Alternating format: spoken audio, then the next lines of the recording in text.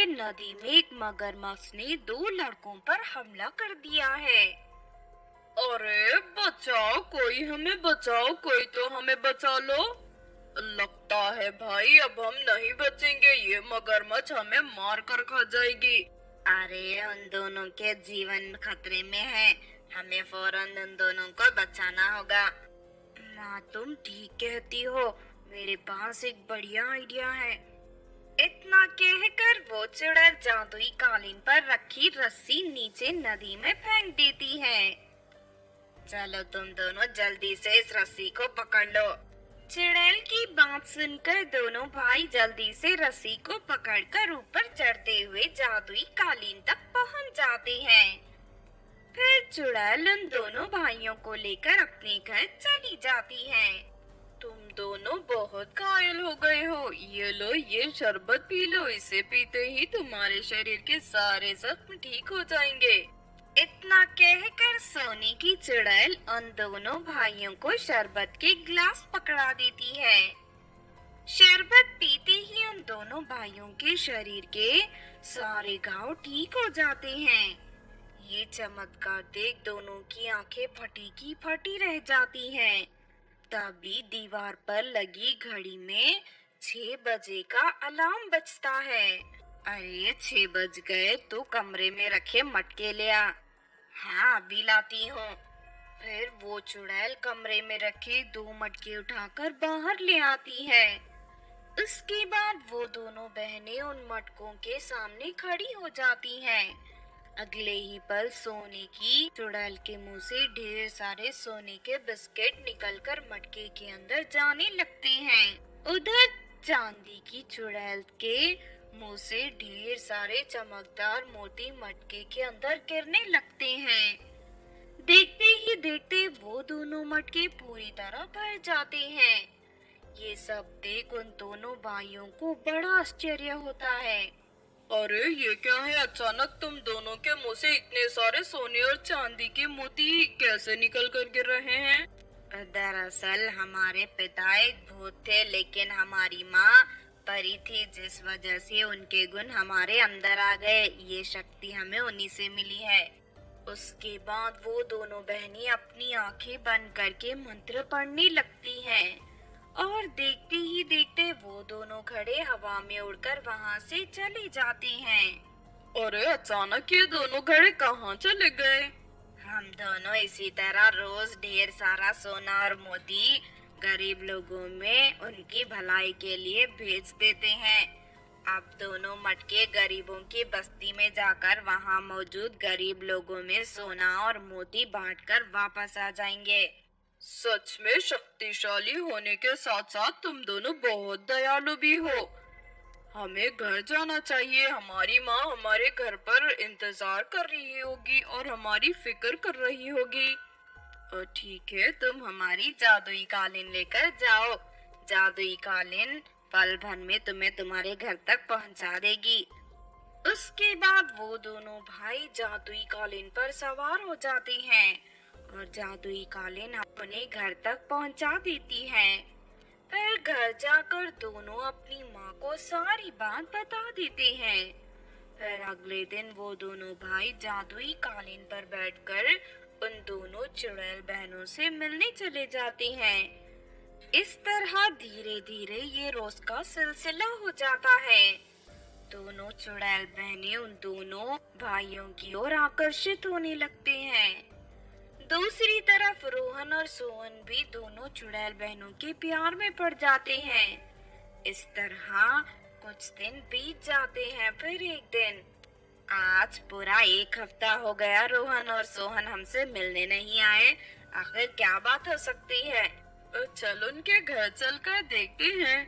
फिर वो दोनों बहनें रोहन और सोहन के घर पहुंच जाती हैं और देखती हैं कि उनकी माँ बहुत बीमार है। रोहन अपनी माँ का सिर दबा रहा है और सोहन अपनी माँ के पैरों को दबाकर उसे आराम देने की कोशिश कर रहा है। हम दोनों आ गई हैं, तुम दोनों को फिक्र करने की जरूरत नहीं है। हम तुम्हारी माँ को अभी ठीक कर देंगे। उसके बाद वो दोनों चुड़ैल पहले रसोई घर में जाकर कुछ रोटियां बनाकर ले आती हैं। फिर दोनों बहनें मंत्र पढ़कर वो रोटियां रोहन और सोहन की माँ को खिला देते हैं। थोड़ी ही देर में उनकी माँ पूरी तरह ठीक हो जाती है। दोनों चुड़ैल बहनें रोहन और सोहन की माँ को बहुत पसंद आती हैं। मेरे बेटे हमेशा तुम दोनों की तारीफ करते हैं। तुम दोनों बहुत अच्छी हो, इसीलिए मैं चाहती हूँ कि तुम दोनों मेरी बहू बन जाओ।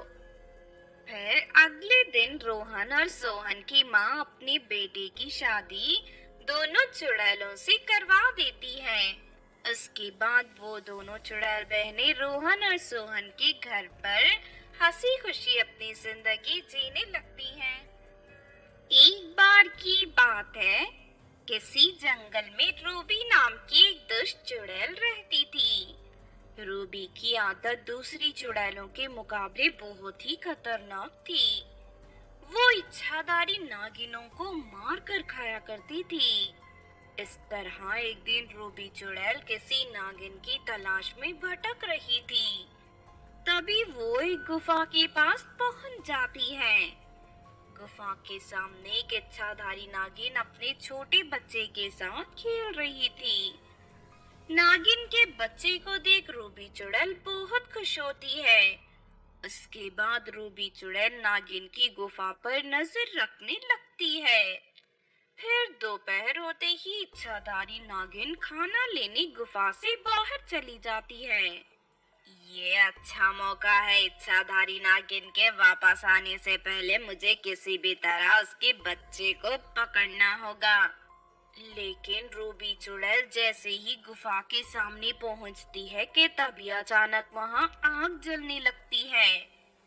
ये देख रूबी चुड़ैल डर कर हट जाती है। लगता है वो इच्छाधारी नागिन है, उसने अपने बच्चे की रक्षा के लिए यहाँ कोई जादू करा है। अब मैं गुफा के अंदर नहीं जा सकती, मुझे किसी भी तरह नागिन के बच्चे को गुफा के बाहर बुलाना होगा। उसके बाद रूबी चुड़ैल एक सुंदर औरत का रूप धारण कर लेती है और अपनी शक्ति से वहाँ ढेर सारी आइसक्रीम प्रकट कर देती है। अब इस आइसक्रीम के जरिए मैं नागिन के बच्चे को गुफा के बाहर बुला सकती हूँ। फिर रूबी चुड़ैल जोर जोर से आवाज लगाने लगती है, आइसक्रीम ले लो, ठंडी ठंडी मीठी मीठी आइसक्रीम ले लो। आइसक्रीम की बात सुनकर नागिन का बच्चा गुफा के दरवाजे के पास आ जाता है।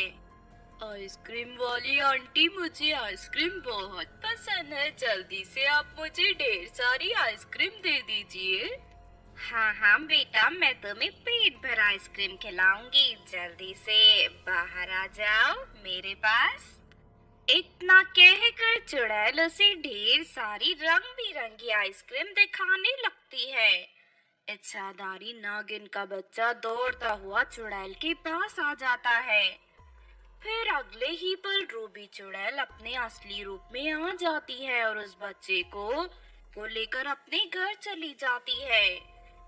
तभी रूबी चुड़ैल की बहन नताशा चुड़ैल उस नागिन के बच्चे को देखकर हैरान रह जाती है।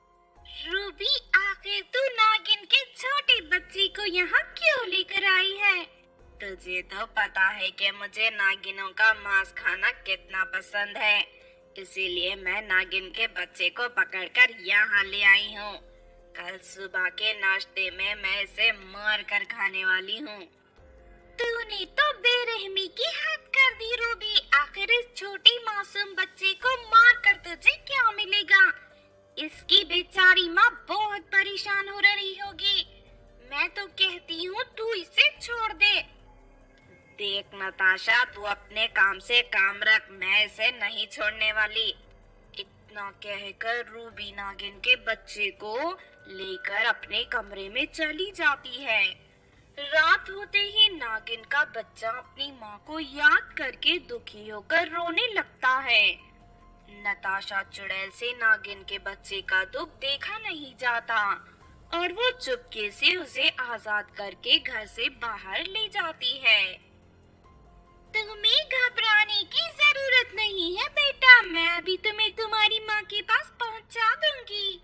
उसके बाद नताशा चुड़ैल नागिन के बच्चे को लेकर वहां से भागने लगती है। लेकिन तभी रूबी चुड़ैल की नींद खुल जाती है और वो नताशा का पीछा करते हुए उसे पकड़ लेती है। फिर रूबी चुड़ैल अपनी बालों में लगा जादुई खंजर निकाल लेती है। जब देखो तब तो हर वक्त मेरे काम में टांग अड़ाती है। आज तुझे मारकर मैं तेरा किस्सा ही खत्म कर दूंगी। अरे रूबी, तो इतनी बेरहम कैसे हो सकती है? आखिर मैं तेरी बहन हूँ। तू अच्छी तरह जानती है कि मैं कितनी बुरी हूँ। सिर्फ अपना फायदा देखती हूँ। तुझे मारकर मुझे जरा भी अफसोस नहीं होगा। इतना कहकर रूबी चुड़ैल अपनी बहन को मारने के लिए आगे बढ़ती है, लेकिन तभी वहाँ इच्छाधारी नागिन आ जाती है। इच्छाधारी नागिन अपनी पूंछ लंबी करके रूबी चुड़ैल को पूरी तरह जकड़ लेती है। उसके बाद नागिन रूबी का सर एक बड़े पत्थर के ऊपर पटक देती है। अरे नताशा, मुझे बचा, वरना ये नागिन